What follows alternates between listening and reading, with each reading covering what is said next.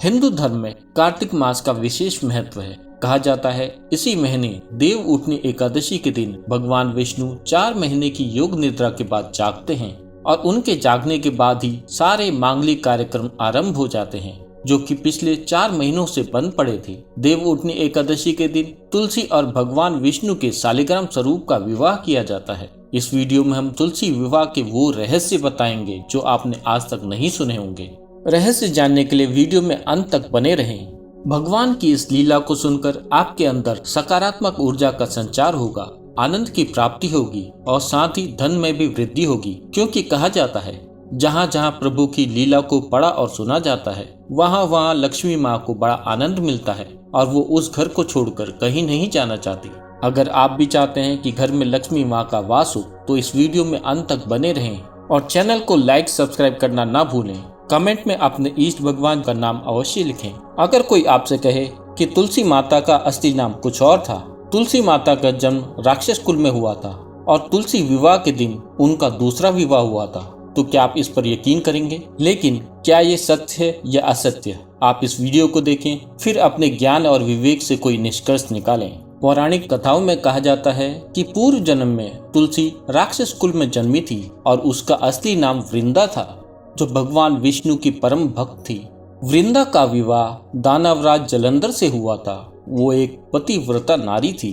जब भी राक्षस राज जलंधर का कहीं युद्ध होता था तो वृंदा घर में पूजा अनुष्ठान करती थी और जब तक वो युद्ध से वापस नहीं लौटता वो अपना अनुष्ठान भंग नहीं करती थी। उसके अनुष्ठान करने से जलंधर को शक्ति प्राप्त होती थी और वो कभी युद्ध में हारता नहीं था। एक बार की बात है, दानवराज जलंधर का देवताओं के साथ बड़ा भयंकर युद्ध हुआ। सभी देवताओं ने अपनी पूरी शक्ति लगा दी, फिर भी वो जलंधर को हरा नहीं पा रहे थे।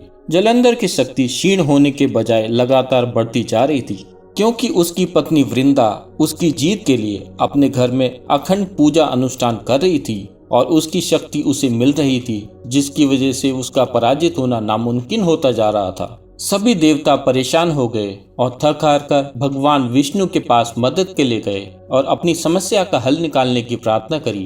भगवान ने जवाब दिया कि वृंदा मेरी परम भक्त है, मैं उसके साथ छल नहीं कर सकता। इस पर देवता बोले, हे भगवान, इसके अलावा और कोई दूसरा उपाय नहीं है। कोई दूसरा उपाय ना जानकर भगवान विष्णु ने अपनी लीला रचाकर जलंधर का रूप धारण किया और वृंदा के महल में जा पहुँचे। वृंदा ने जैसे ही अपने पति को देखा तो वो तुरंत पूजा अनुष्ठान से उठ गई और उनके चरण को छू लिया। ऐसा करते ही वृंदा का संकल्प टूट गया। अनुष्ठान टूटते ही देवताओं ने जलंधर को मारकर उसका सर धड़ से अलग कर दिया। जैसे ही जलंधर का कटा हुआ सिर महल में वृंदा के पास आके गिरा तो उसने आश्चर्य से भगवान की ओर देखा, जिन्होंने जलंधर का रूप धरा हुआ था। वृंदा को पता चल गया कि उसके पति को देवताओं ने विष्णु भगवान के छल के कारण मारा है। इस पर वृंदा ने कुपित होकर भगवान को श्राप दे दिया कि वो काले पत्थर के हो जाएं। जैसे ही देवताओं को ये पता चला तो उनमें हाहाकार मच गया। जब सभी देवताओं ने वृंदा से क्षमा मांगी और बड़ी प्रार्थना करी तो वृंदा ने अपना श्राप वापस ले लिया।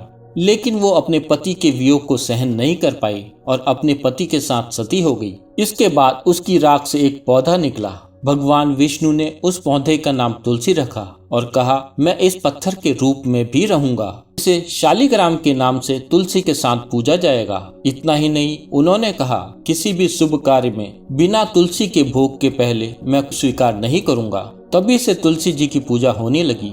कार्तिक मास में तुलसी जी का विवाह शालिग्राम के साथ किया जाता है। साथ ही देव उठनी एकादशी के दिन इसे तुलसी विवाह के रूप में भी मनाया जाता है। ऐसी मान्यता है कि तुलसी विवाह के दिन तुलसी माता और भगवान शालिग्राम की पूजा करने से भक्तों की सभी मनोकामनाएं पूर्ण होती हैं। तुलसी विवाह के पूजन के लिए पूजन स्थल को साफ सुथरा कर फूलों से अच्छी तरह सजाएं। तुलसी के गमले में गन्ने का मंडप जरूर बनाएं। तुलसी माता का 16 श्रृंगार कर चुन्नी अर्पित करें। तुलसी विवाह करने के लिए सबसे पहले चौकी बिछाएं, उस पर तुलसी का पौधा और शालिग्राम को स्थापित करें। इसके बाद कलश में पानी भरकर रखें। तुलसी और शालिग्राम भगवान पर गंगा जल छिड़कें और घी का दीपक जलाएं। इसके बाद दोनों को रोली और चंदन का टीका लगाएं और शालिग्राम जी को हाथ में लेके तुलसी की परिक्रमा करें। तत्पश्चात तुलसी माता को शालिग्राम जी के बाईं ओर रखें और उनकी आरती करें। तुलसी विवाह संपन्न कराने से जीवन में सुख समृद्धि आती है। अगर किसी की शादी में बाधा आ रही हो तो तुलसी विवाह के दिन